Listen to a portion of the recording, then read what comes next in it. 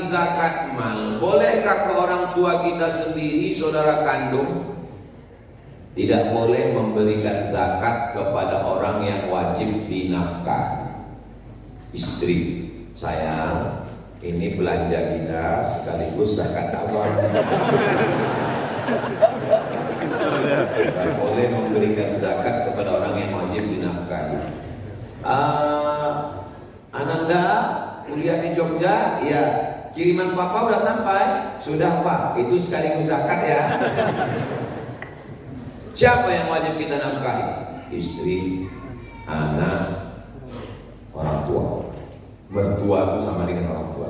Itu nggak boleh dikasih zakat. Terus saudara kandung boleh memberi zakat. Tapi waktu ngasih ya nggak perlu pakai akad juga.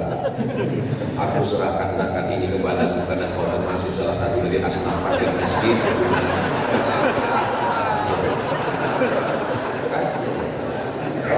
Kasih aja. Niat dalam hati adalah zakat. Tapi menurut saya, kalau untuk melihat bapak-bapak yang hidupnya makmur, senang, tenang, kenyang, enak ini, kalau untuk saudara kandung ya kasih sedekah aja.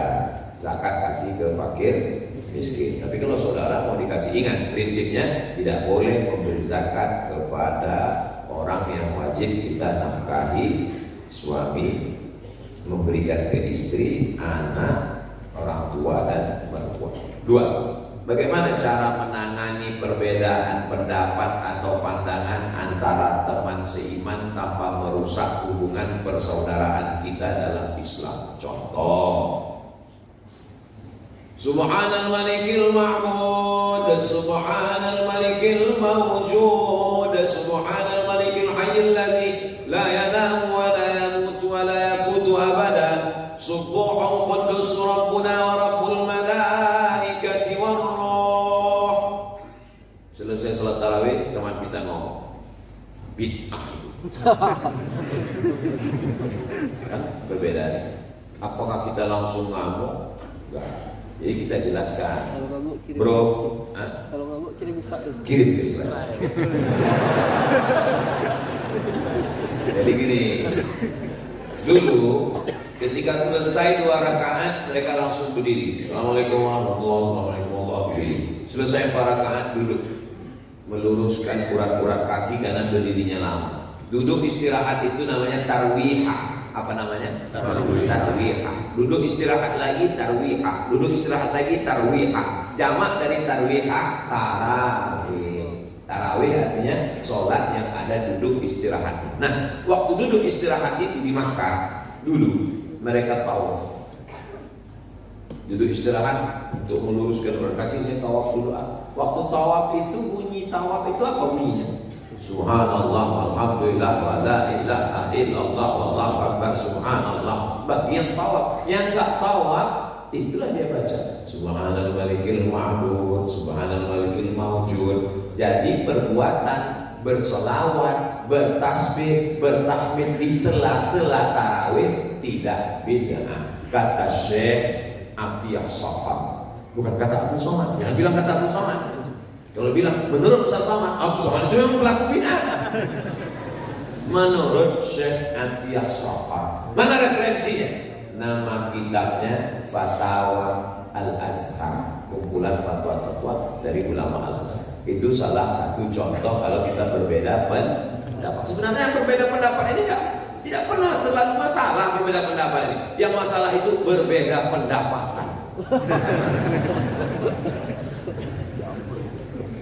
Usalli fardhas subhi rak'ataini. Yang satu usalli, menunjukkan identitas. Usalli. Yang satu lagi juga ingin menunjukkan identitasnya. Enggak pakai usalli. Begitu kita di masjid, mau dibawa kemana hubungan kita?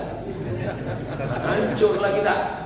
Kebetulan yang ini mau menunjukkan usollinya, yang ini mau menunjukkan enggak usollinya, yang sebelah preman baru tobat Ramadan ini.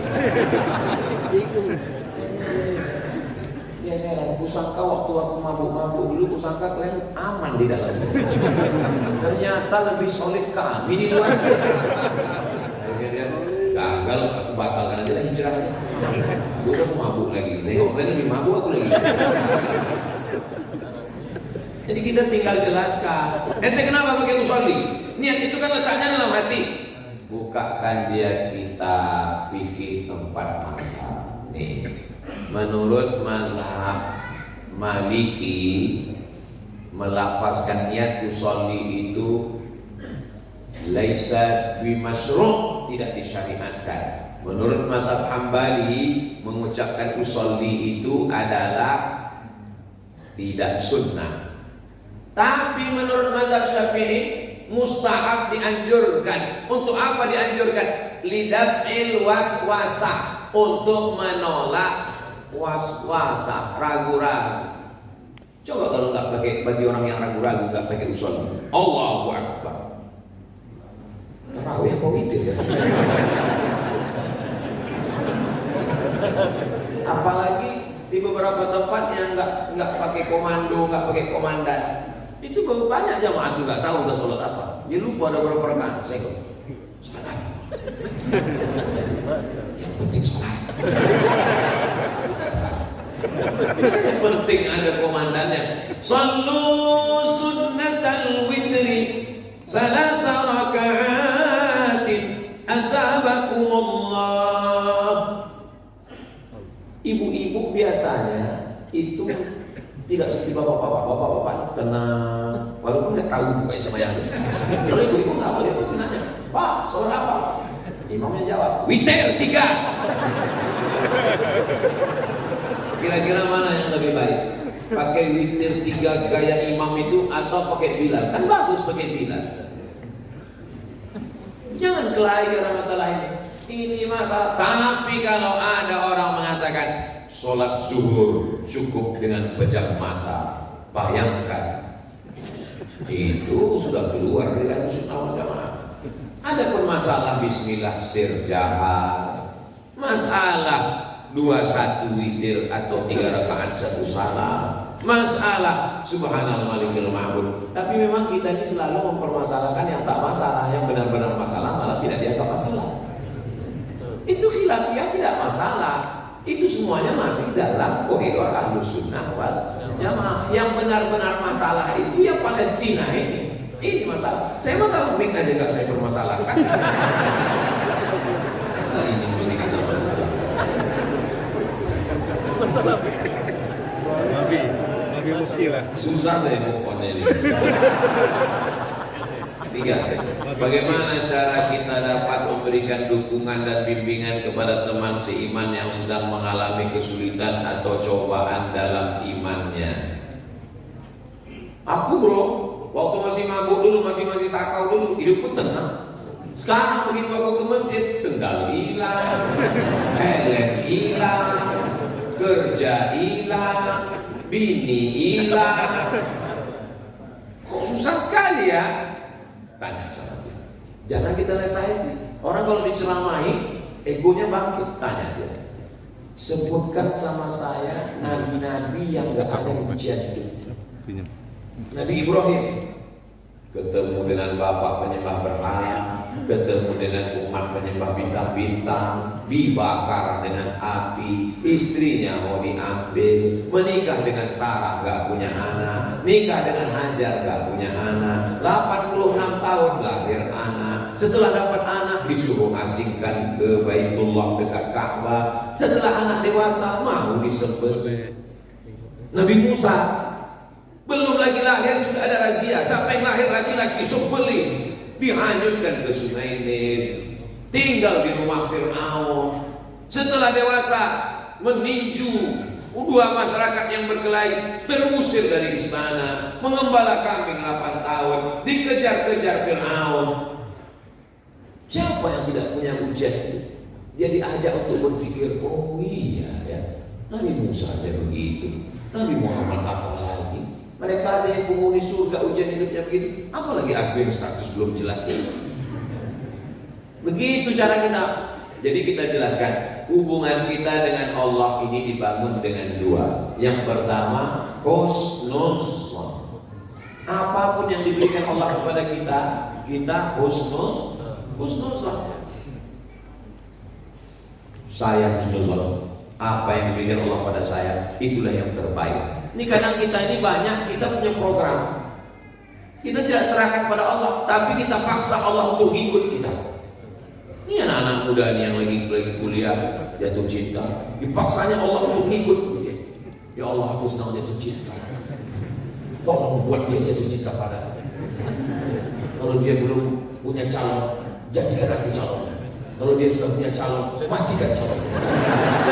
Doa apa ini? Kok jadi maksa Tuhan? Malaikat yang dengar doamu itu, kata malaikat, ku matikan aja ini. Kata Allah, jangan. Apa doa kau? Kenapa kau paksa Tuhan? Kita hanya berusaha dan berikhtiar. Keputusan terakhirnya tetap kepada Allah. Suruh jam 6.10. Jadi, oh ternyata kita udah habis waktunya.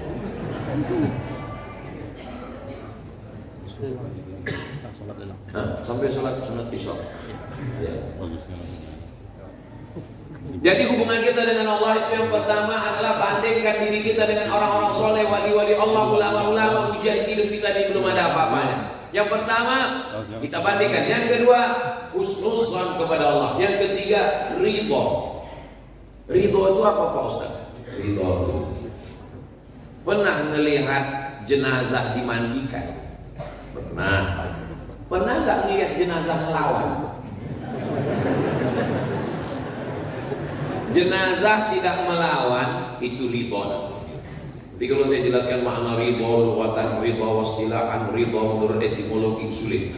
Cara menjelaskan ridho gitu ya. Pernah melihat jenazah dimandikan? Ya. Pernah lihat waktu hidungnya dikorek melawan? Enggak. Itulah ridho. Ridho itu artinya sururul qalbi bimururil qada. Hati merasa bahagia dengan melewati takdir dari Allah SWT. Setelah usaha dan ikhtiar. Itu bedanya dengan Jabariyah Ahlus Sunnah wal Jamaah. Jangan sampai dipotong ini. Jangan sampai besok bapak nggak kerja, nggak cari makan, nyantai. Dia pasti tanya istrinya, abang nggak usaha? Kita seperti mayat. Itu kan ridho, goblok.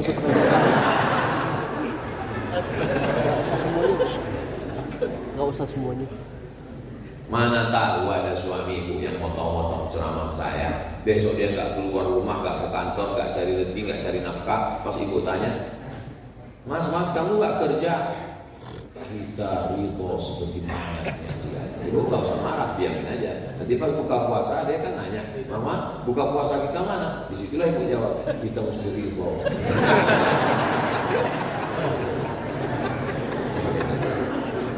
Izin bertanya Ustaz, sebagai anak dan murid, pendapat mana yang harus kita utamakan? Pendapat orang tua atau guru kita? Lihat dulu orang tuanya. Orang tuanya setan. Anak dipaksanya nikah dengan donatur yang belum tentu jelas untuk membangunkan kelas. Anak suci, bersih, nggak pernah pacaran, hafal Quran, dinikahkan dengan orang yang tidak jelas, penipu, pembohong. Itu orang tua yang tidak patut dipatuhi. Tapi karena anak ini ingin berbakti, akhirnya nikahnya nikah siri lagi, tidak jelas surat nikahnya. Istri pertama mengaku laki-laki ini supaya bapaknya.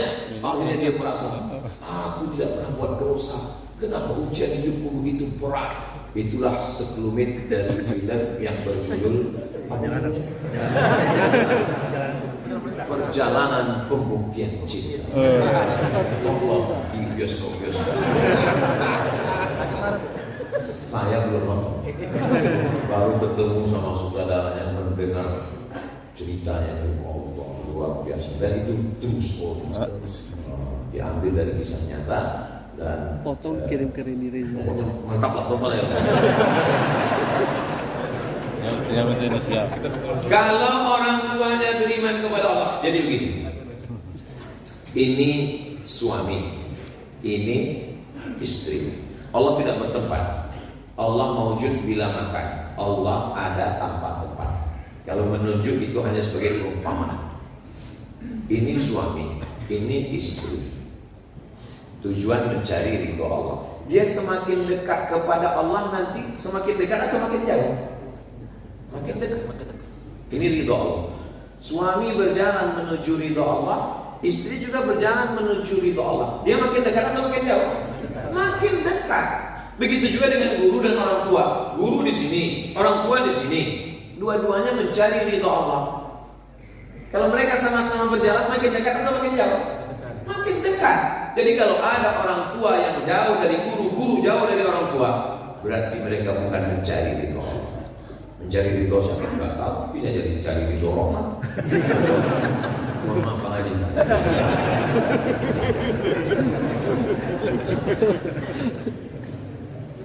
Tidak akan mungkin ada orang tua berbeda dengan guru, dan tidak akan mungkin ada guru yang menyuruh anak durhaka kepada orang tua. Begitu juga banyak yang bertanya, Ustaz, saya ikut suami saya atau ikut ayah saya? Ini suamimu, ini ayahmu.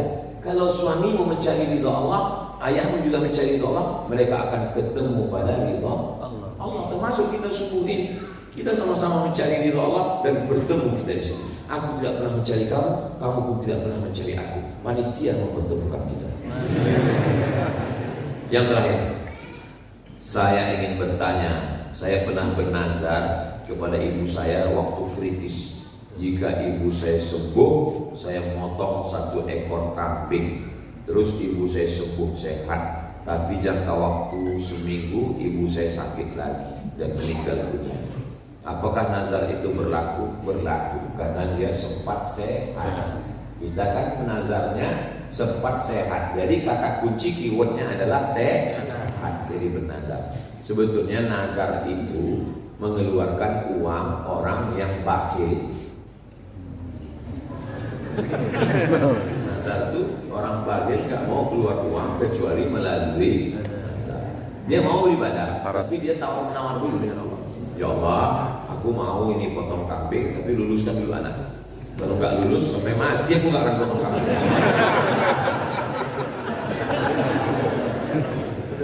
Jadi karena ilat sebab awalnya adalah sehat. Walaupun setelah sehat itu dia sakit kembali dan meninggal, maka lepaskan nazar. Maka nazar ini artinya merubah yang sunat menjadi wajib. Puasa Senin Kamis sunat, tapi kalau dia sudah menjadi nazar berubah menjadi wajib. Wajib ditunaikan. Man maka siapa yang mati, wa alaihi siyamun punya utang nazar puasa, soal walihu ahli warisnya melaksanakan. Maka jangan iming-iming janji-janji. Mudah sekali banyak orang bernazar, janji nazar ini, janji nazar ini, janji nazar ini. Tapi begitu terwujud lupa, seperti pilkada aja. Di akhir majelis mari kita sama berdoa kepada Allah. Mudah-mudahan kita diberikan istiqomah iman dan Islam. Amin. Bapak Ibu yang sudah bersedekah untuk saudara kita Palestina diberikan kelimpahan rezeki. Keluarga kita sakinah mawaddah warahmah. Anak-anak kita soleh dan solehah.